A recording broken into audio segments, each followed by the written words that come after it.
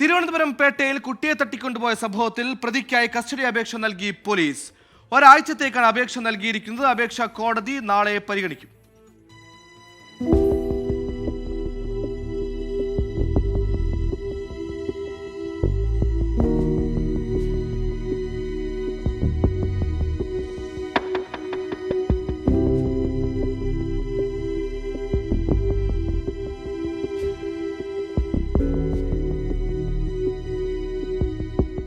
Thiruvananthapuram additional chief judicial magistrate കോടതിയിലാണ് custody അപേക്ഷ നൽകിയത്.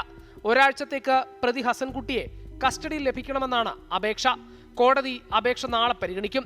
പ്രതിയെ കസ്റ്റഡിയിൽ ലഭിച്ചതിനു ശേഷമായിരിക്കും സംഭവസ്ഥലത്തെത്തിച്ച് തെളിവെടുപ്പ് നടത്തുക. കൊച്ചുവേളി റെയിൽവേ ട്രാക്കിന് സമീപമുള്ള കുട്ടിയെ കണ്ടെത്തിയ പൊന്തക്കാട്ടിലും കുടുംബം കിടന്നുറങ്ങിയ ഓൾ സയൻസ് കോളേജിന് സമീപമുള്ള ഗ്രൗണ്ടിലും പ്രതിയെ എത്തിച്ച് തെളിവെടുപ്പ് നടത്തും.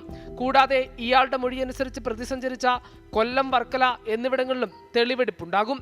ഹസൻകുട്ടി മുൻപും മറ്റൊരു നാടോടി ബാലികയെ തട്ടിയെടുക്കാൻ ശ്രമിച്ചിരുന്നു. ഇതും വിശദമായി അന്വേഷിക്കാനാണ് പോലീസിന്റെ നീക്കം. അതേസമയം ശിശുക്ഷേമ സമിതിയുടെ സംരക്ഷണയിലുള്ള കുട്ടിയെ മാതാപിതാക്കൾക്ക് ഉടൻ കൈമാറും. 24 തിരുവനന്തപുരം.